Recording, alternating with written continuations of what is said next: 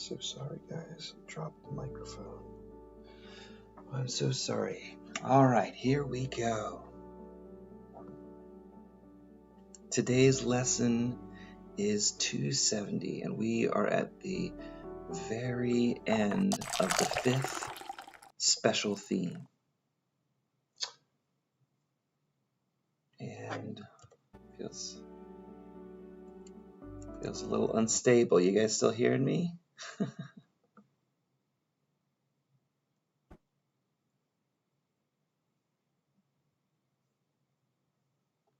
Hello? Oh, I'm wondering if I've got an unstable connection. While you figure that out, please come to Yaños. Okay. I'm not sure who said that. Well, Lee, I can hear everything you're saying. oh, great. Thank you, Dad. I appreciate that. Sure. I really, sometimes it's hard to tell with the software and all the music went dead for me. So, all right, onward and upward. So we're special theme number 5. That's in the second half of the workbook for students in A Course in Miracles. If you're following along in your book, the special theme number 5 is what is the body? And the other themes we had, just to kind of recap where we're at, the first 220 odd lessons are really kind of straight lessons, and I read those, and each of them have kind of their own lesson inside. In order to get a little bit deeper in the second half, there are themes, and they're grouped by 10 lessons at a time. The first theme was, what is forgiveness? Then what is salvation? What is the world? What is sin? That was 4. And now we're on what is the body? And today at 270, it's the last of the themes that the last of the lessons within this theme. So this has felt like a really long week for me. It feels like this whole theme has kind of stretched together, and the learnings in my life follow the lessons. So those are the kinds of things that have come up. And the body, the body as a container, sometimes it feels like it could be kind of miserable in there when you're stuck in time and you're stuck in, sitting there alone with your thoughts in the middle of the night sometimes. So one of the ways to get out of that is to find out our connection to Christ. And that's where I've really gotten out of this special theme, what is the body, is how do we get out of that body container and back into the perspective where the higher perspective knows that everything's on its own perfect path. Every person is on their own perfect path. They're going exactly where they need to go. So yesterday, I read through the part that is in everybody's book. And today I wanted to read Tom's notes because I've been doing one day and one the next one day and one the next, to kind of spread it out a little bit. And here we go. What is the body? The body is a barrier that you imagine keeps you separate from your oneness. The body is the means your ego uses to prove that you are not the eternal Son of God, but rather something separate from God, your source. As long as you identify. I'm sorry, can you guys give me some feedback? Is the music too loud or something? Sounds fine to me. Thank you very much. Okay.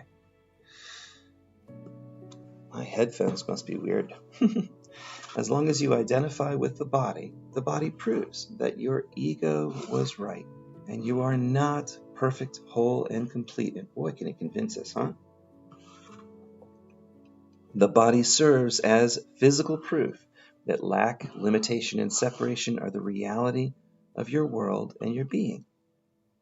The body was made to support your ego's belief that you are an autonomous being that exists independently from God and are not part of the oneness of all that is. The body becomes a symbol for a concrete form of fear. The body is the servant for the mind, supporting the goals that the mind assigns to the body. You can change the goal of the body from supporting your ego's belief in fear and separation to become a means for awakening to the truth. When you do so, the body will serve that new purpose. The body can now become the means to reawaken your sleeping mind to the truth of who you really are. We identify with what we think makes us safe.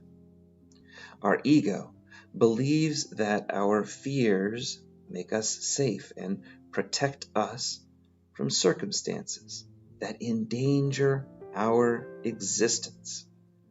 Therefore, the body becomes an instrument for those egoic fears.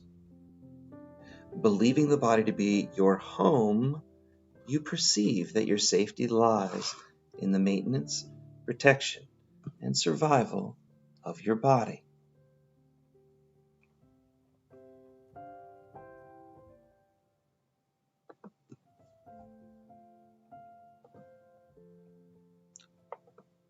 The ego teaches that the body has the ability to make us happy and also to protect us from outside forces that could harm us. Only bodies are vulnerable, need defenses, and can attack.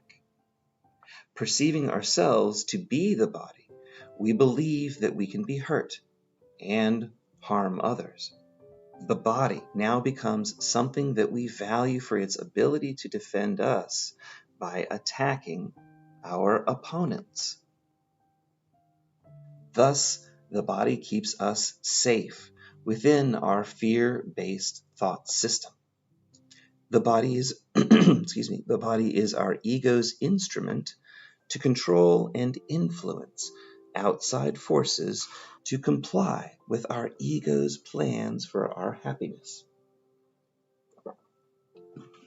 The purpose of our body is to protect and defend the ego's separate, autonomous existence by enforcing our ego's wishes. The body is a fence that separates us from love. When you follow the thought system of the Holy Spirit, you automatically change the purpose that the body is meant to serve. When you identify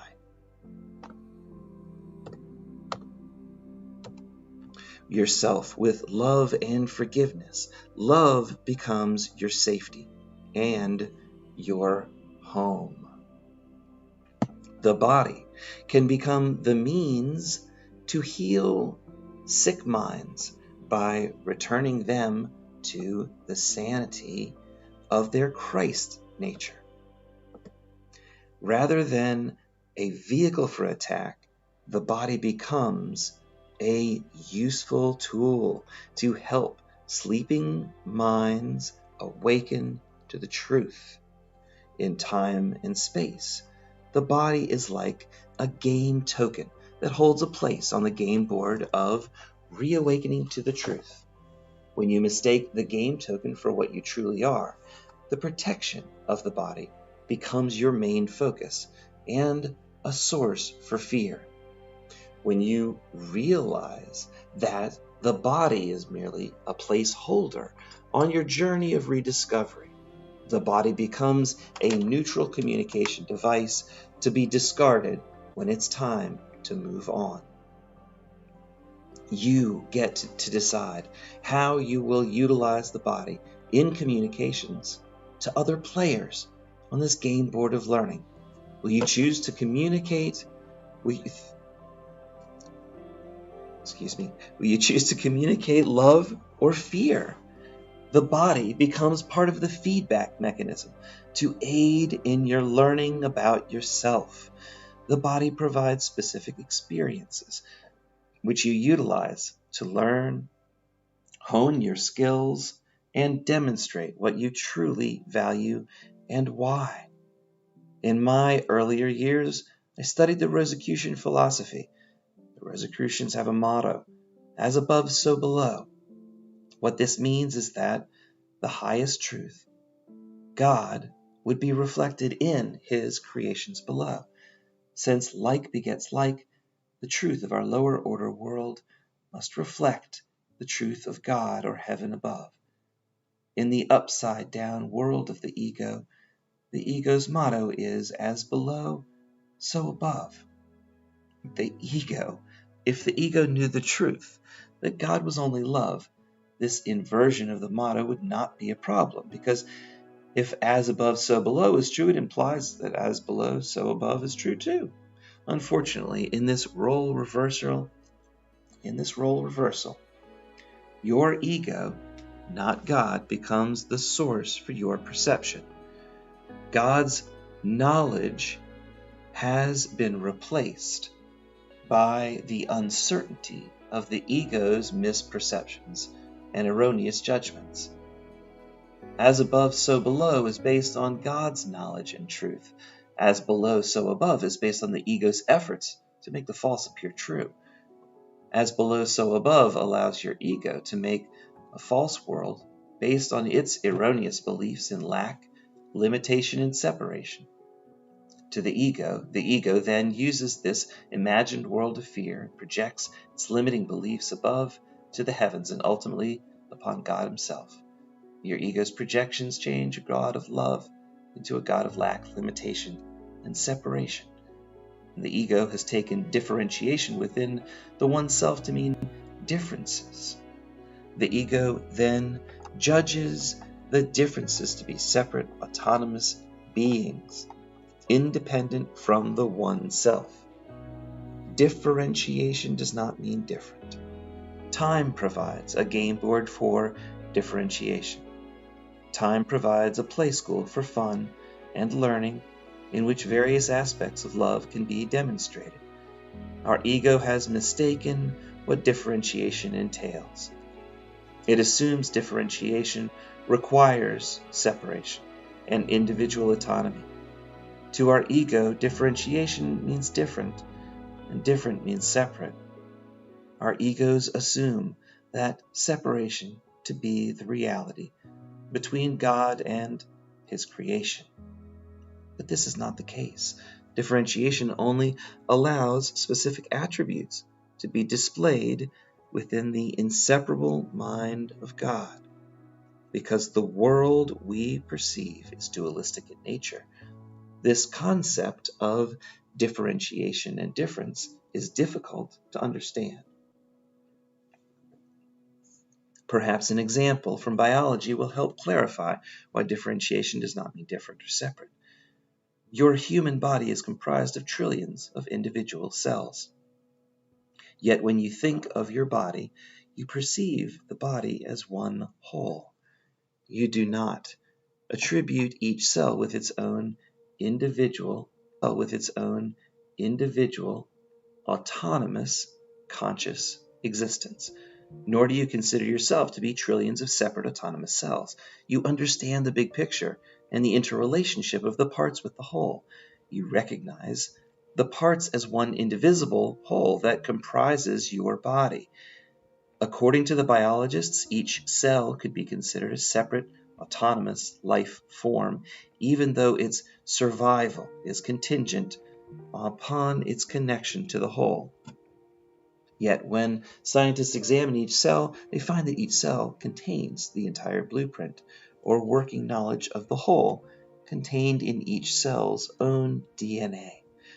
Although each cell contains the ability to replicate the entire whole, each cell chooses, through the process of differentiation, to only access the part of the blueprint that it needs to fulfill its own function within the context of the whole.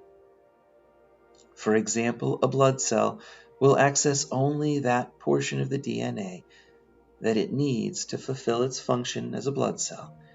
Each cell has access to all the information to replicate the whole, yet it differentiates itself. Each cell recognizes that it is part of a much larger whole. It allows other cells to access the same DNA to generate their other parts of the whole. The cells work in unison with that one DNA blueprint to create one autonomous being. That being is a mass of differentiated cells that comprise the various organs and body parts that come together in one common purpose and unite as one indivisible whole. Stem cell research is based on the idea that each cell has this ability to replicate any part of the whole within itself. Scientific research centers on how to turn on and off the various parts of the DNA blueprint that contain the whole. Scientists recognize that the cells and DNA are holographic in nature. Although each part can appear to be separate and different, each part contains the whole, and the whole is contained in each part. Each part appears different, but is following the same blueprint. There is no real difference except that each is exercising the cell or mind's own power of choice. Your mind and the mind of God share that holographic quality, for they are of one mind. Creation is the extension of that one mind. Unlike the physical birthing process, creation doesn't involve the extrusion of some part of God that then becomes separate from its source. Extension maintains the oneness and holographic nature of mind. There is no separation. You can experience differentiation, yet there are no differences, for all have access to the totality of all that is. Time provides a game board in which differentiation can appear to be real. Differentiation provides an opportunity to learn, demonstrate, and be a certain aspect of love that cannot be experienced in the oneness of heaven. Time provides a medium for the various aspects of love to appear as separate components, so that the abstract one self can know, demonstrate, and be all the attributes of love. The body makes the appearance of lack, limitation, and separation seem real, and provides the medium whereby individual aspects of love like forgiveness and helpfulness can be demonstrated in concrete and specific forms. God is living us, and we are the various aspects of love in which the abstract oneself can know and be those specific attributes through our differentiation. On earth, the body provides the means by which the mind can pursue an aspect of love called forgiveness.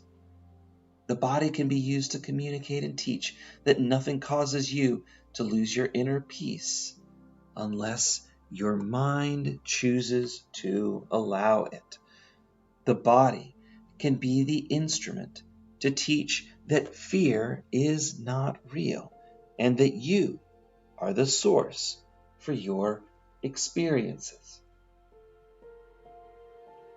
The body can be used to demonstrate and help others realize that love is the creative process in which time is utilized to reawaken sleeping minds to their true magnificence as the Christ.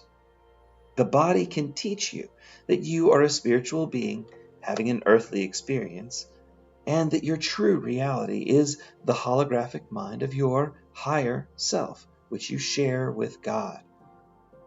You are not the body.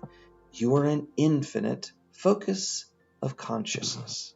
You are a feedback loop that allows you to witness the effects of the choices you are making in the depth of your mind that rests along with the mind of God. Each thought is the vibration of creation, which you use to communicate to the world in an attempt to experience communion with all of life. You are a shared part of the mind of God. You are part of the shared mind of God. You are pure spirit, unaffected by anything. You have been given the power to choose, and therefore you recreate your own experiences as you would have them be. Do not choose and accept your ego's little s self as your reality. You're not the egoic part of the mind that claims to be affected by outside forces that are beyond your control. Instead, you're the creator of your world, and you are 100% responsible for your feelings and interpretations. The body is a neutral communication device. Communication is your attempt to rest in communion with your source in all of creation.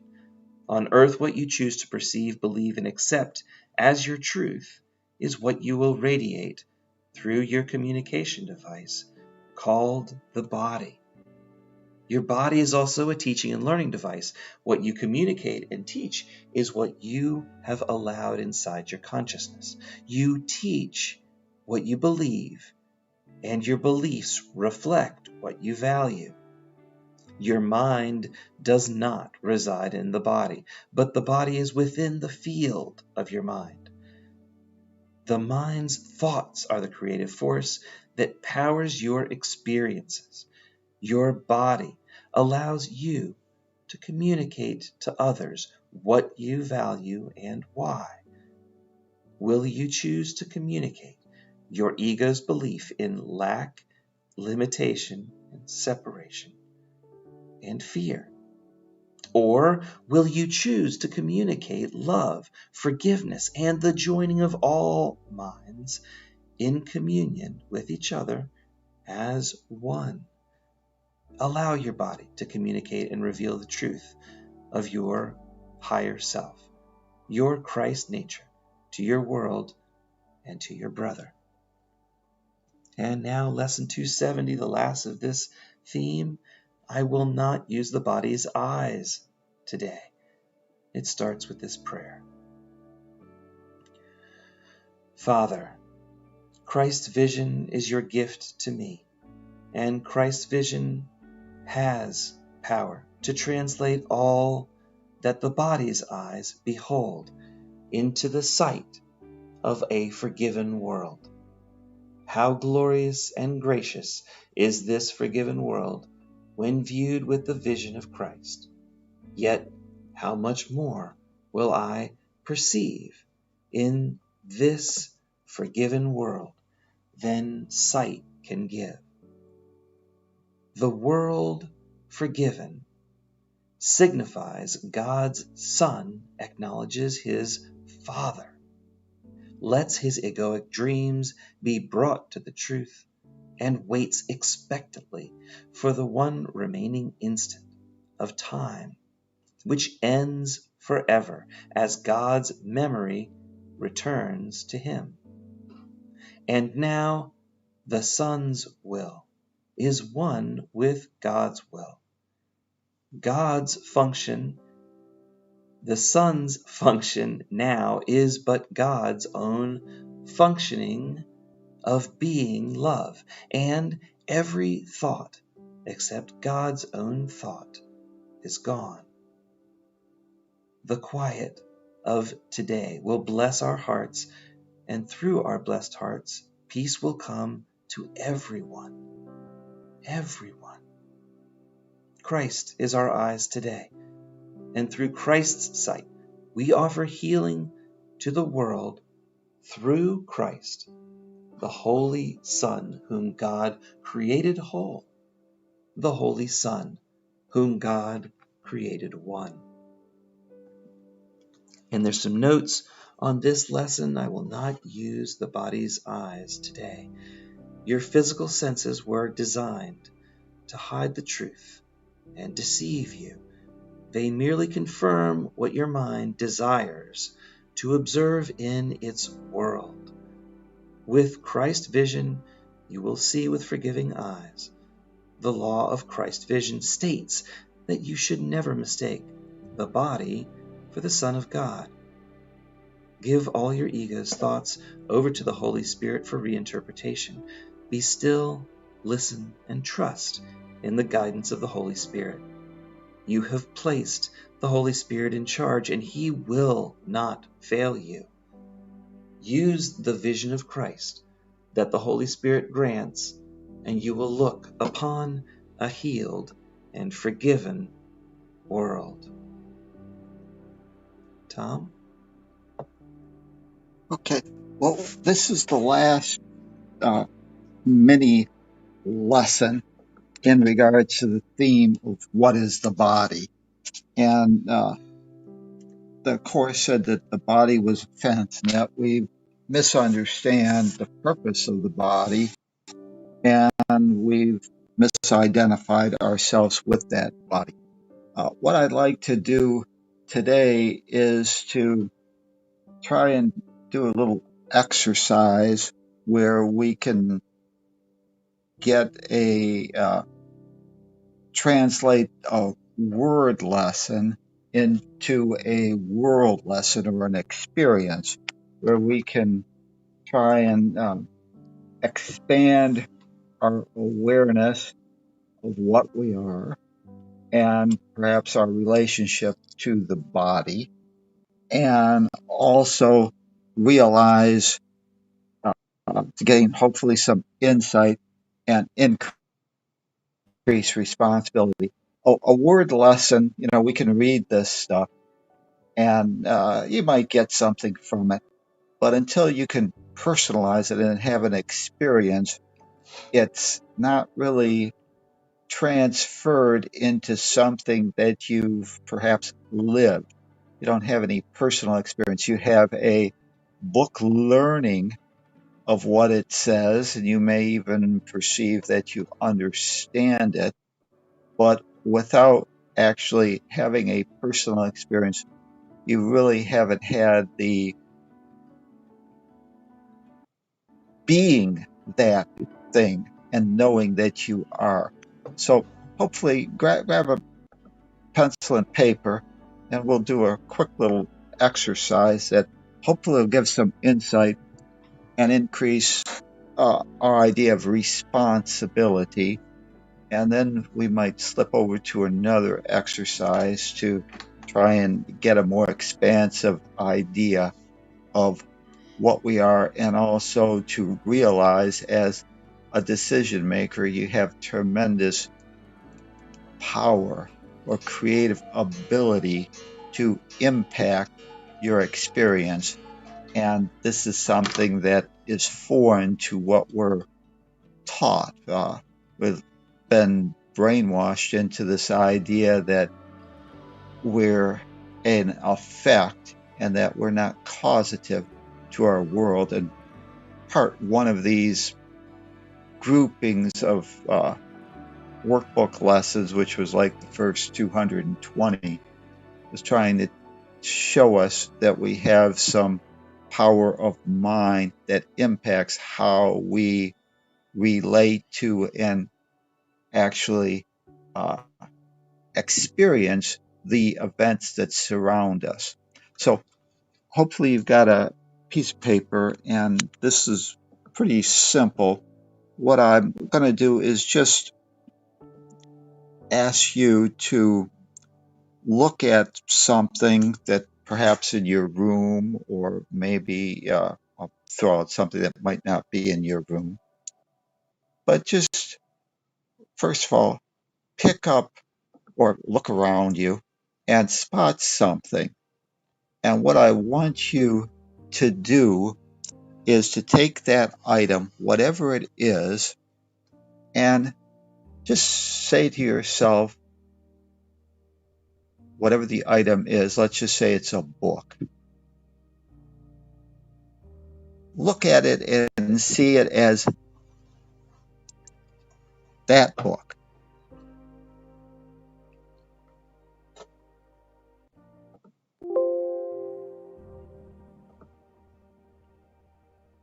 Now look at that book again, But this time, I want you to look at it with the idea that it's this book.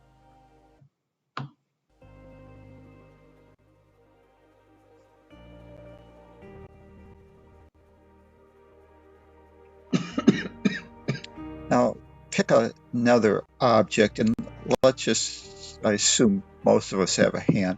Why don't we pick up your hand and look at it as that hand?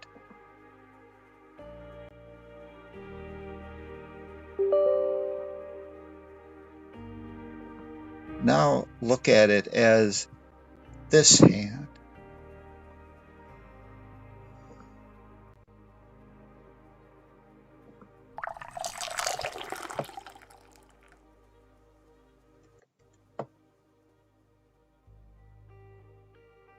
Why don't you choose something else?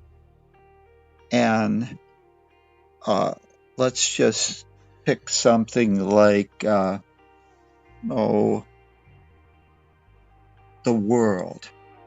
And see the world. This is obviously a little larger thing, but see that world.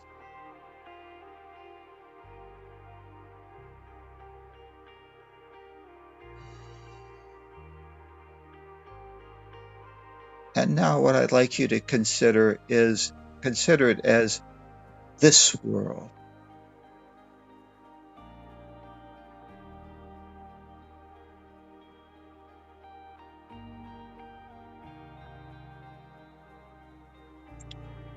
Now, what I'd like you to do is to just quickly write a couple of notes to yourself as to whether or not, in this little brief exercise, whether this world and that world, or this hand and that hand, if you experience something a little bit different by just changing the word this to that.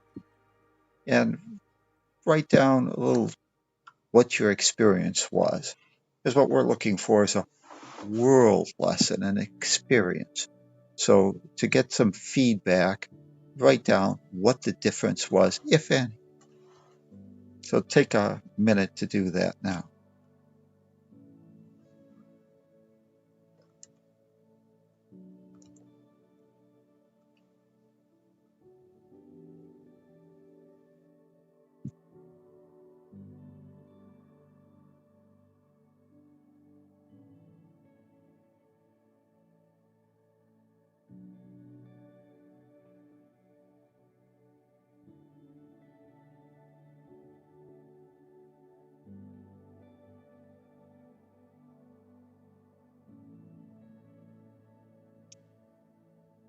Okay, I'd like to do one more just to give you an idea, because this one's a little bit different. Think of that pain.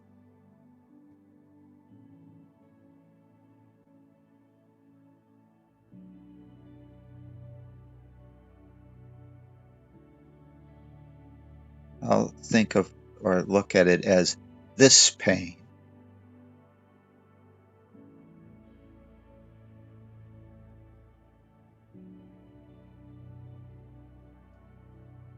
And if you had any additional insight from doing that with a concept like pain, take a second and jot down the difference, if any, again.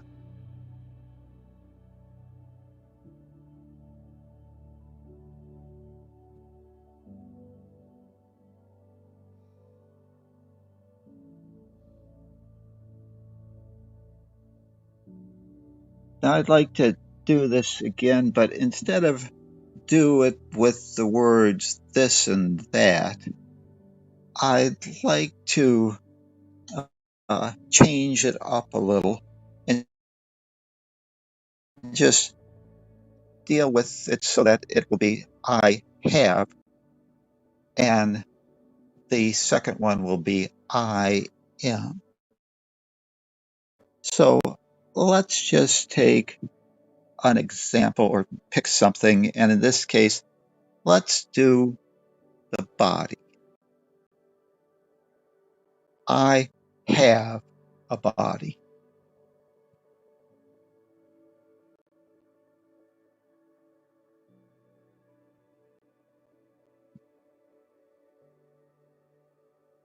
Okay.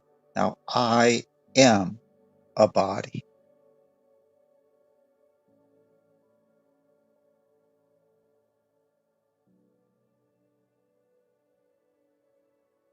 Okay. Again, we're just trying to see what the difference of changing a word or two might give us in our perception.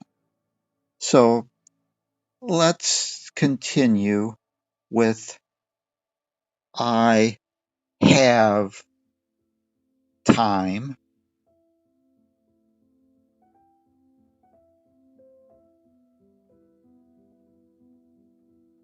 I am time.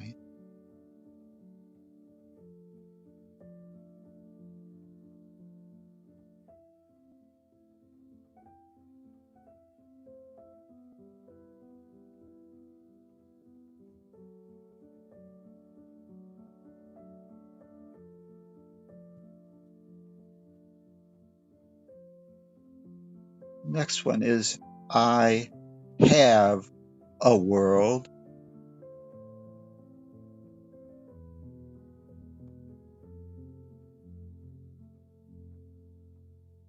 I am the world.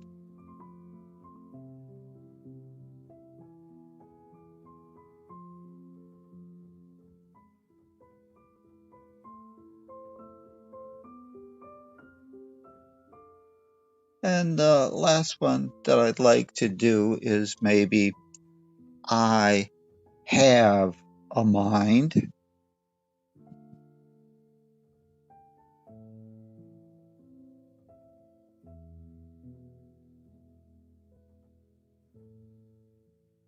I am mind.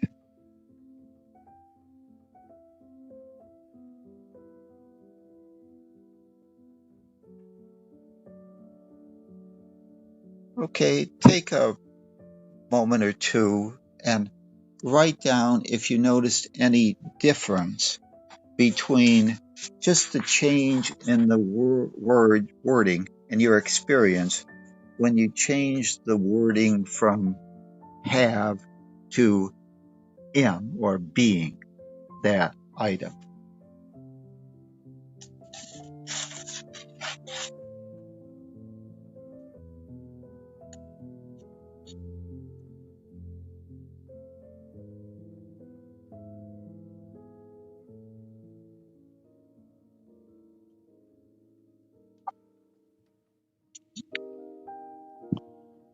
What I'd like to do now is to maybe do a little meditation, expansion exercise, so that perhaps we can have again a world lesson, an experience of what expansion might be versus a word lesson. So, what I'd like you to do is just get in a comfortable position. We're going to do a little brief meditation exercise. And so, get in a comfortable position and just become aware of your breathing. And as you start getting into a rhythm of watching the breath, I'm going to ask you to do a few things in your own mind's eye. You can keep your eyes open, you can close them, whatever. But I'm going to just ask you to just follow these directions. And after each direction, we'll pause a little and give you an opportunity to do that. Then we'll move on to the next step. So as you relax and you get the relaxation of just watching the breath, what I'd like you to do is to get some impression of the space you occupy.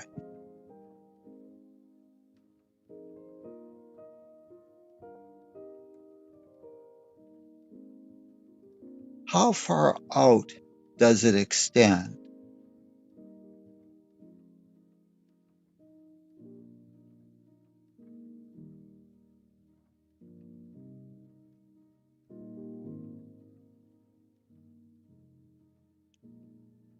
As effortlessly as you can, make your space extend in all directions.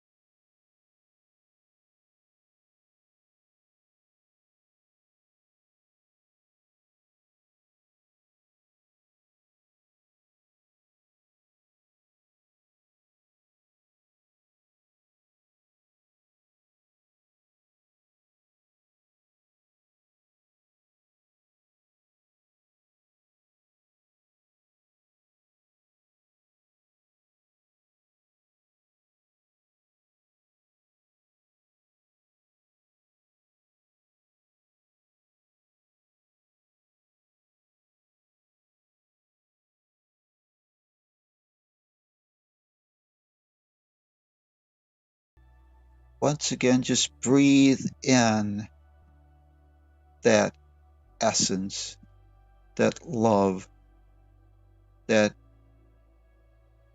surrounds you, permeates you, extends from you, and surrounds you. I breathe in the love of God, and I extend that same love of God to all. I accept the love of God, and I extend that same love of God to all.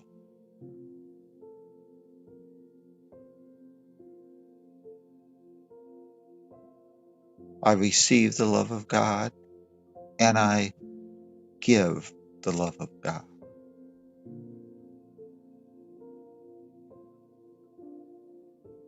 I accept the love of God, and I am the love of God. I am the love of God, and I extend the love of God.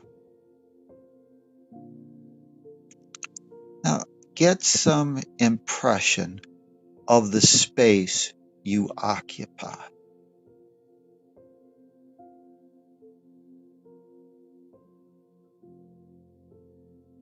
How far out does it extend?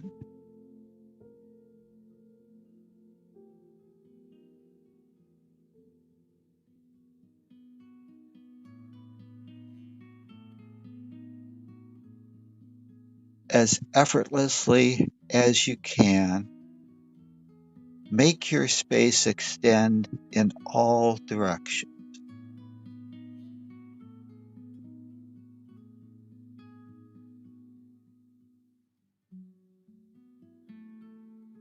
Include everyone and everything.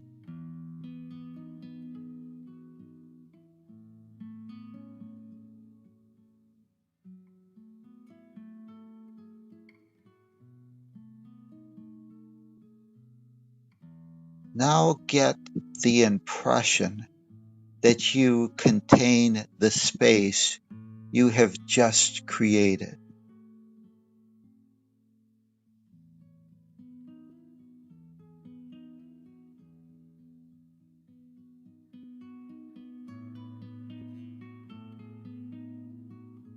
Feel where you come from.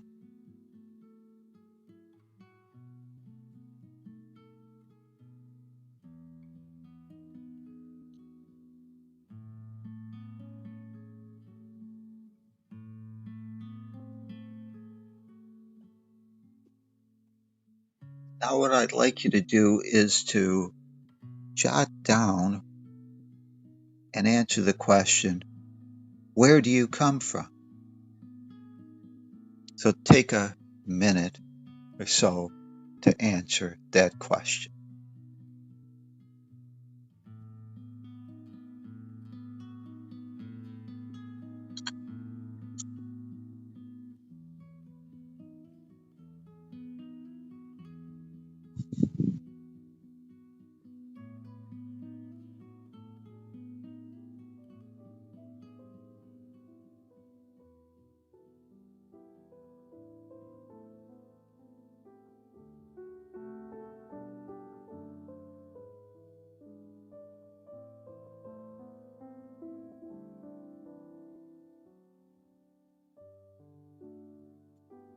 The process of ceasing to identify oneself with a location or a definition and gradually assuming the beingness of a larger whole is what I might call integration. And it's important if you want to be a source being. And it's one of the axioms that's mentioned is I'm not a body, I am free, I am still as God created me. Nothing sources my experience but me, and nothing could cause me to lose my inner peace unless I choose to allow it. A source being is a self-determining, non-material, compassionate, positive, and responsible spirit. It's what you are. Everybody thinks, perhaps, and I don't want to say everybody because we've been taught that we're an effect and we don't perceive ourselves to be a source being. But everybody perhaps thinks that they are a source being, but not everyone has had the experiential awakening as a source being. Awakening as a source being brings with it the power to deliberately create, discreate, and reorganize consciousness.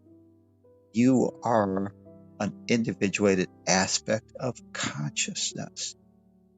And as part of that, you are part of that one self. If a being is not awake, their minds are stuck in indoctrinated thoughts and dreams. Living in this program state, you're really not, you don't really see yourself as causative.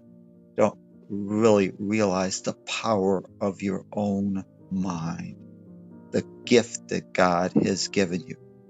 So you perceive yourself perhaps as a victim of fate, perhaps lucky or unlucky, but the Course in Miracles wants you to reclaim your power of perception and realize that your beliefs, just how you see things, have a tremendous power.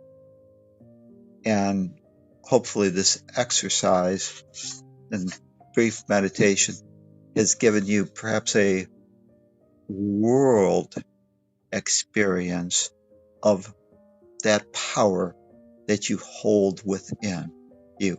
So, what I'd like you to do, hopefully we can talk about this idea of what the difference was between this, that, I am, I have, and how you did with this expansion exercise, and what were you able to get an impression that you contained the space that you just created, and where do you come from? So create a great day for yourself and your world. Thank you. Oh, and just to uh, bring it back to this lesson, I will not use the body's eyes today.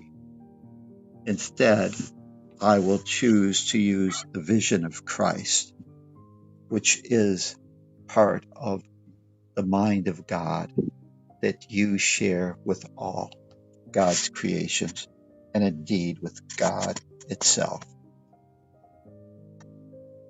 Create a great day for yourself and your world. Thank you. Thank you, Tom. Well, today we are focused on moving out of this body section. I appreciate you leading us through that visualization technique. I think it's really helpful to kind of anchor that into our consciousness for the day. All right. So, what do you guys think? I think I'm ready for a great day.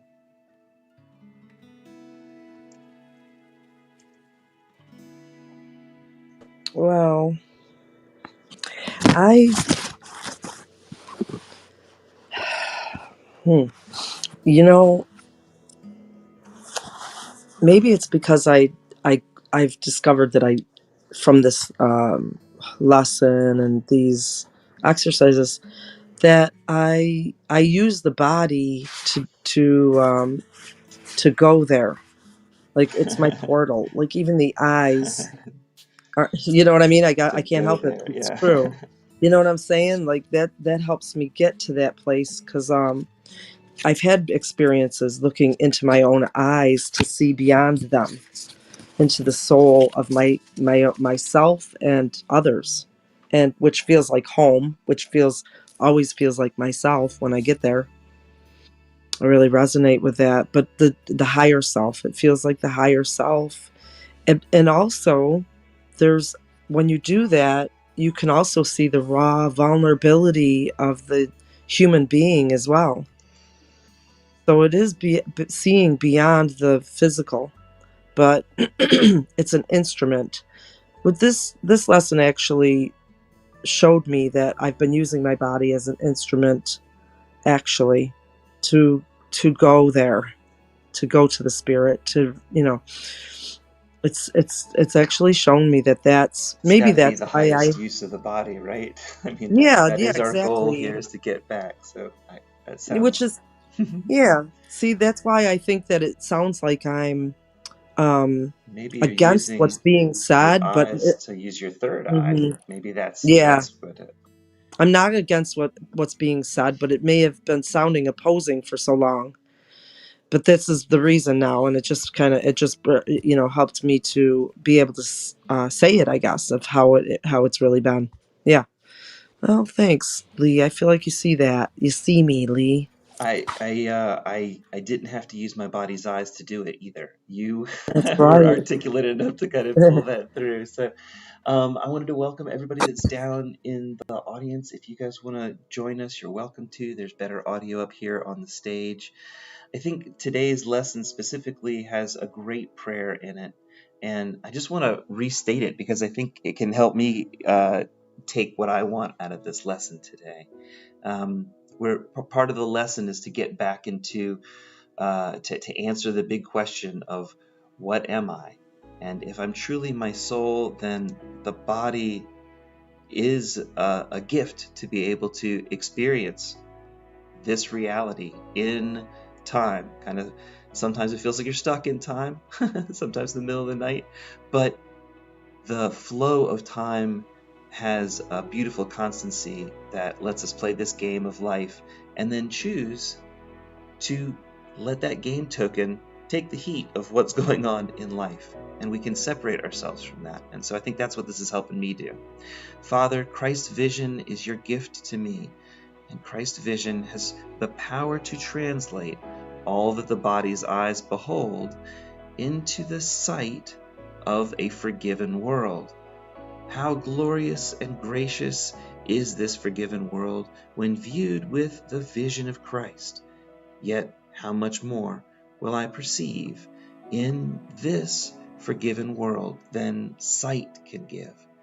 The world forgiven signifies God's Son, acknowledges his Father, lets his egoic dreams be brought to truth, and waits expectantly the one remaining instant more of time, which ends forever as God's memory returns returns to him.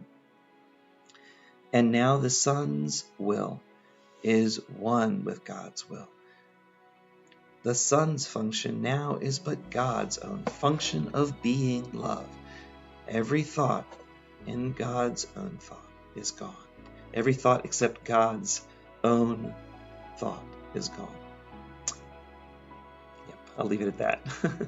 Well, I can say something on that, because during that exercise, at the end of it, I wrote Father, Son, Holy Spirit. And why I wrote that, because I saw that the Father represents, like to a human, it would represent the Father, the human Father that would protect and I suppose guide. The Son represents the mind. To me, this is the mind of, it could be the ego, or it could be, it's the in between, the body, the Father being the body, the Son being the mind. It can be the ego going more toward the body, or the um, higher mind's perception, I guess, going toward the Holy Spirit, where there's really truly love, and then it's all three of them in one, the Trinity. So the Trinity is a really hard thing for people to understand, because it's all one, but it's all got they all have their own, I guess, so to speak, role. And so, like, seeing this all, the body, the mind, and the spirit as being one, that's another thing. Yeah. So I guess I'm still in that place. Yeah. No, that Trinity is a tough one for people because it leads us towards personification in the first place, and doesn't help us kind of get outside of the body. It focuses on a Father and a Son. The Holy Ghost is the only one that kind of gets you free. So I get it too, and I think the oneness gets to be easier to use as you work through some of these spiritual laws as well. Yeah, and all the things that Tom was leading us through, that book, this book, that hand, this hand, one was separation and one was inclusion. So, but then I don't know why it turned into, when we started talking about I have a world. Maybe it was because of the word have. I just jotted next to it ownership. I am the world, inclusion. I have a mind, ownership. I am a mind, inclusion. So I guess that's how I got to the Trinity being separated and included at the same time. And how far out did my space go? Of course, he said to include everything. So then it was, I accept the love of God, like he was saying, I am the love of God, limitless. I am the love of God. So that was a great, that was what I got from that. Yeah. Anybody else?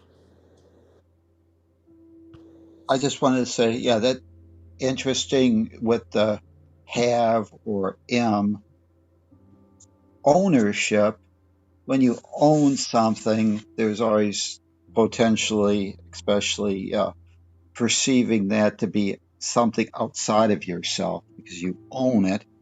That's something that can be lost, which tends to lead us into fear. Even whenever we have something, uh, if we believe that it's external, we have to now guard and protect against the loss of it. Inclusion, as Andy said, now it becomes part of you and it's a beingness and it's a different viewpoint, a different mindset. And hopefully, as you went through those exercises, the this and that, it just shows how your mind perhaps has the ability to change how you perceive your reality. This pain, that pain tends to bring it into your awareness as opposed to being external. And so those are excellent insights. And I was wondering if anybody else would like to share their responses or have any other thoughts on it. Thank you. I have, thank you, Tom.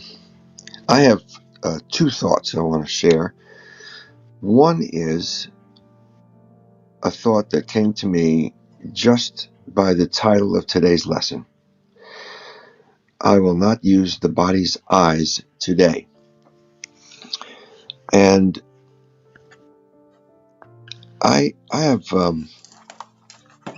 all my life, actually, I've had a little problem with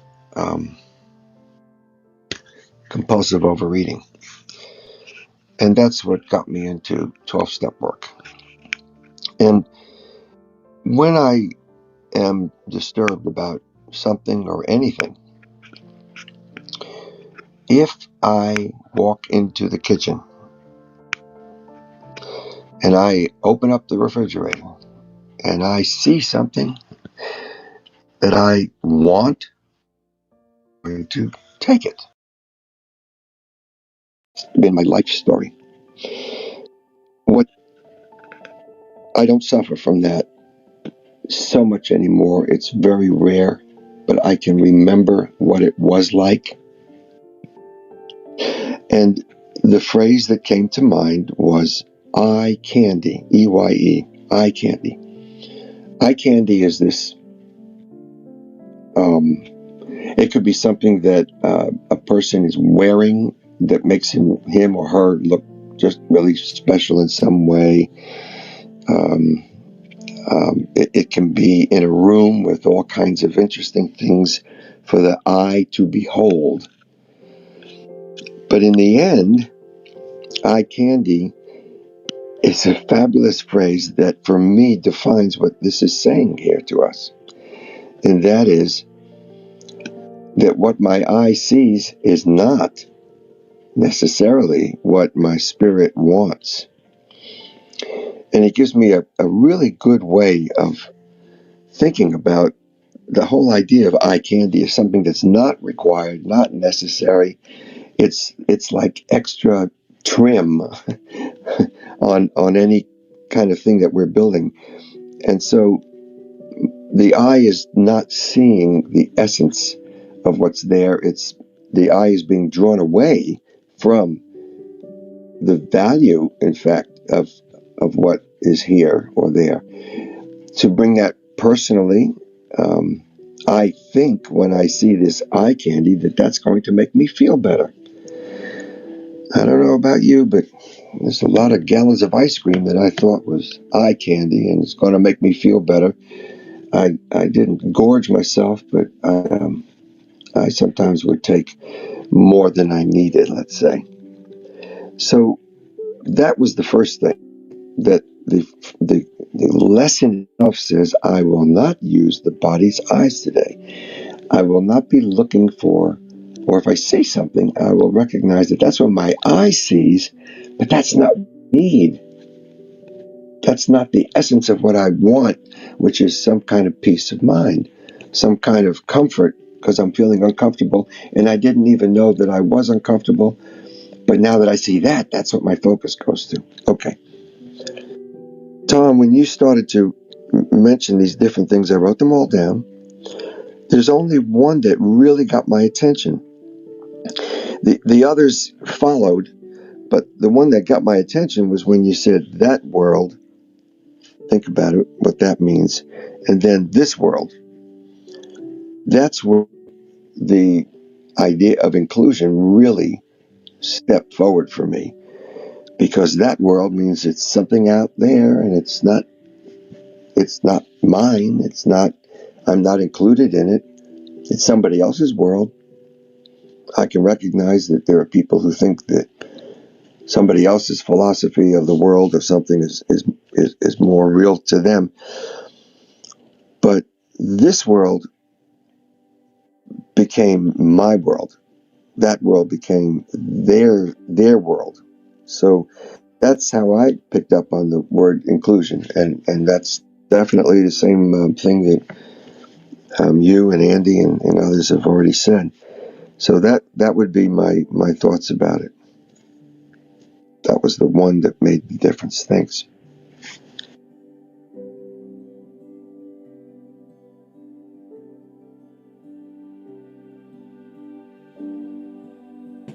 Good morning, everyone. Good I came morning. in a little late this morning, so I missed the lesson, but I did come in on the meditation part. And I've done meditations that take awareness outside of the body. And I realize I can go pretty far with that awareness. And it's a really powerful reminder to do that type of meditation regularly. It's really helpful to just do as a reminder, because I think sometimes my world will get small again, and I'll lose that awareness of who I really am and what I can really do. And yeah, it just feels, when you really get into it, I feel real tingly, and then I don't have boundaries, the boundaries that I normally perceive I have. Because we don't, because our skin, our skin is permeable with the environment. And yeah, so thanks for that. I have to listen to the replay, so I'm not going to talk much. I just wanted to say good morning, and thanks, Tom, and thanks, everybody. Oh, I get tingly too. I think that was a cool experience, a cool thing to say right now, because it's through the body again that we got to that place. I mean, I think I may be wrong, but I feel like, yeah, I got my body when I saw that through I guess I had to feel, well, first, yeah, You I got to felt the start physical, somewhere, right? I Yeah. I felt, yeah, I feel the physical sensation of expanse. And then I feel the like an aura. I feel it like an aura. And then I feel like it's just like lots of space, but within. And my body does feel sensations. And then my mind is able to follow it and go there. And then my mind takes me to the spirit of, because then when we were including everything, that meant all of the universes as well, and everything beyond, which would take me to spirit. You know what? I just thought of something funny Bernard says to me. He used to say it, and he reminded me, because I said it to him, which was kind of funny. I went to see him the other day, and I was just so excited to see him. And I walked in, I was singing to him. I was singing this song, and I was just watching him. And I kind of felt like some kind of cat, like looking at prey, right? So he's like looking at me like, what's going on with her? And I was really fascinated. I was really fascinated just looking at him and watching him in his space. And I'm singing and dancing and everything. And he was going to go up. It was late. He was going to go upstairs. And he said, well, are you watching this? Because the TV was on. And I said, no, baby, I'm watching you, right? I said, you're the TV. And he used to say to me before, I am the TV and the World Wide Web. And it used to crack me up. And I used to think it was like arrogant. Like, who in the hell does he think he's the TV and the World Wide Web? blah, blah, blah. But now I feel, yeah, he is the TV in the world. Like we are that. Like we are much more, life is much more, like we put so much damn attention into these devices that, I mean, yes, part of the quote world we've created, but the real world or the world is much more interesting when you use your awareness, when you're aware of your awareness and you really feel your environment, like everything in that environment, and everything gets tuned up when you're very present. And yeah, it's definitely caused me to not want to spend. I really want to spend less time. I don't spend that much time anyway looking at the TV. It's mostly at night. I watch specific things, but when I put down aside those things and I'm present in every single thing I'm doing, even cleaning, like I was cleaning yesterday, and I was very present while cleaning and feeling gratitude and connection with what I was doing. Um, Life is just amazing, and why not experience that while we're here? So yeah, my thing is to put those devices down more often, to interface with this time space reality and not inside the devices. And Bob, this thing I'm doing now in terms of eating, I've got eating issues too, is I want to shift back into, I used to be a vegetarian and I was also vegan at one point. And since then, I've come full circle now. I'm back to eating meat and anything I want. So, but I felt better energetically when I was eating fruits and vegetables. And even vegan, fake vegan food, I just felt better eating that way personally. I mean, of course, we can eat anything. It's up to each of us, of course. But this body feels better eating live foods. So when I eat plant-based foods, to me, there's an energy in them and an energetic feeling I get that I don't have when I'm eating meats. So I'm on my way back to that journey. And to do that, I just start watching vegans on YouTube. And sometimes watching these things can be useful. So, like watching positive things. And it somehow takes my mind back to wanting to easily go into that world. And by suggestion, and it works. So, yesterday I brought all these fruits. So, I'm excited and I feel like it raises my frequency. So, I'm looking forward to that. But that's all I wanted to share. Thank you. I'm about to say something really, really crazy. Okay. But do you know animals eat live things? They eat other animals that are alive. We kill I them. know.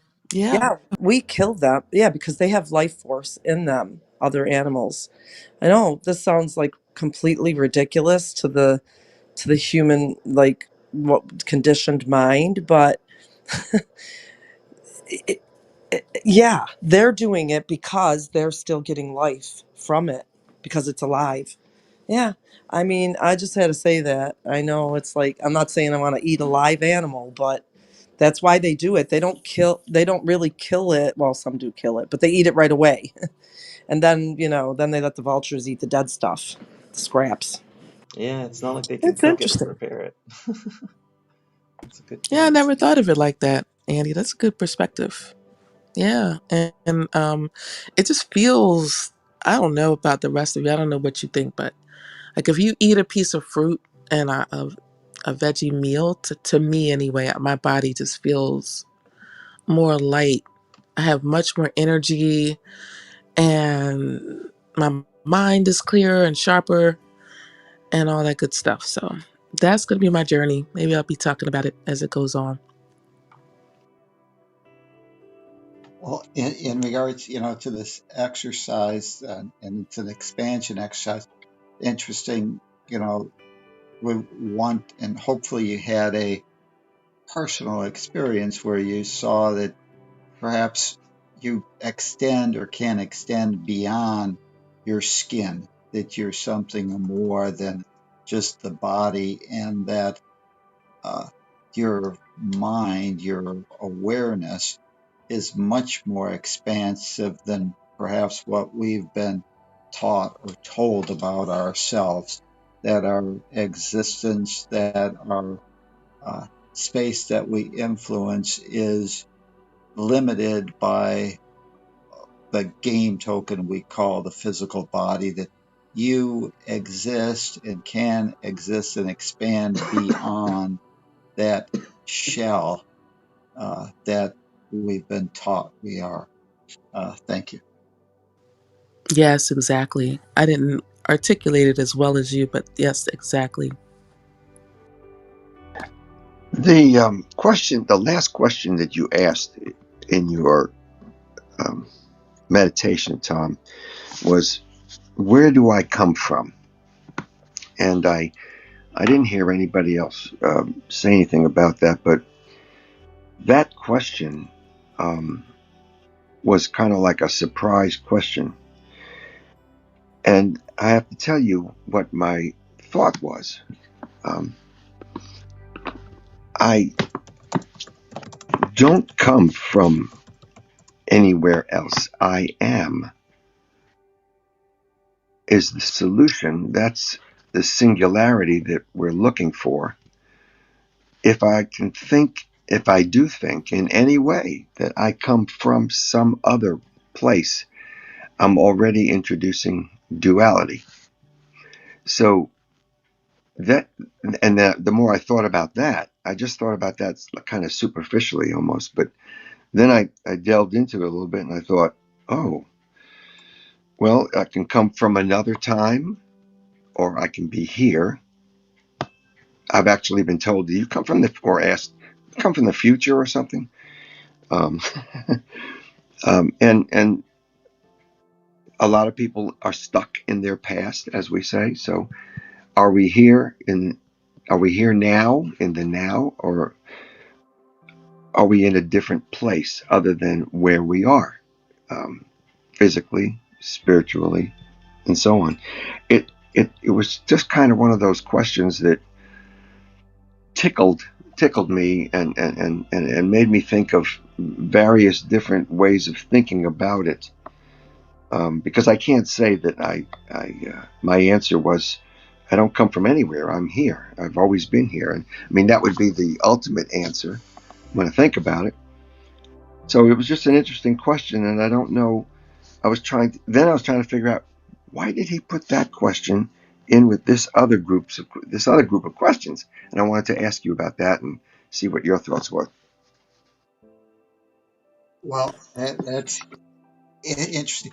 Hopefully, in this experience, where you come from, we've often mentioned that you're an individuated aspect of consciousness.